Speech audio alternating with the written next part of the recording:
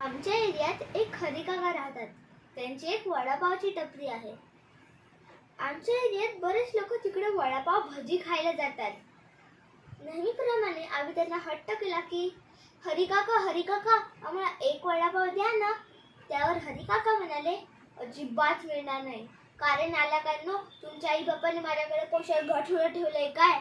त्यावर मी म्हणालो, द्या ना हरिकाका एक वडापाव, काय होतो मी.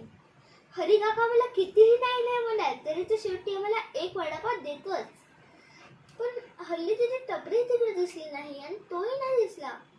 त्यावर मी आईला विचारायला गेलो तर हरिकाका देवाकडे गेला आहे. देवाकडे म्हणजे? आणि तू कधी परत येणार आहे?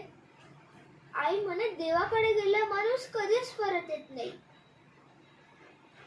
हरिकाका तुम्हाला कुठे भेटले ना, मला सांगायला. मला त्याची खूप आठवण येते.